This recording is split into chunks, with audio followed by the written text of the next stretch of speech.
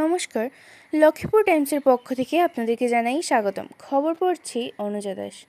সারা বিশ্বের মুসলিম ধর্মাবলম্বী লোক বিভিন্ন অনুষ্ঠানের মাধ্যমে ইসলাম ধর্মের প্রবর্তক হজরত মুহাম্মদের জন্মদিন পালন করেন।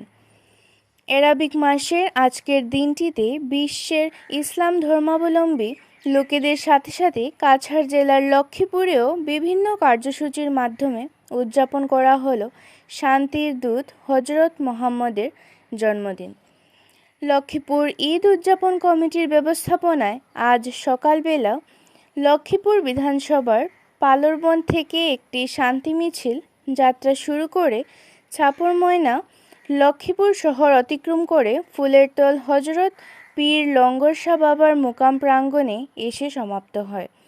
উক্ত শান্তি মিছিলে প্রায় 2000-এরও অধিক ইসলাম ধর্মাবলম্বী লোকেরা অংশগ্রহণ করেন।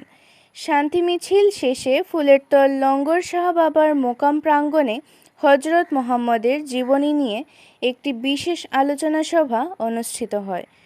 সভার শেষে বিশ্ব শান্তি কামনার স্বার্থে বিশেষ দোয়া অনুষ্ঠিত করে অনুষ্ঠান সমাপ্ত করা হয়।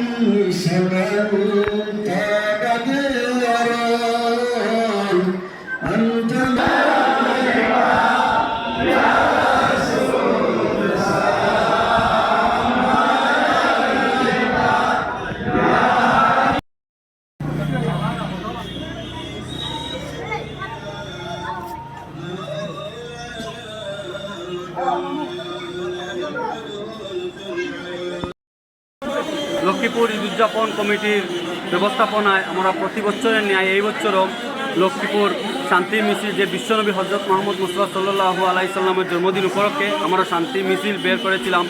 সকাল পারুরগঞ্জ থেকে 8 ঘটিকায় আমাদের মিছিলটি আরম্ভ হয়েছিল, সমাপ্তি হয়েছে ফুলেরতল পীর লঙ্গর শাহ বাবার মুকামে।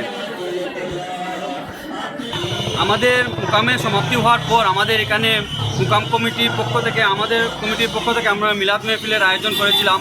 মিলাদ মেহফিল এখন বর্তমানে চলছে, তারপর আমাদের মুনাজাত হবে, তারপর আমাদের শিরোনি বিতরণ করা হবে। মিলাদ মেহফিল শেষে বিশ্ব শান্তি কামনায় আমাদের দোয়া মেহফিল হবে।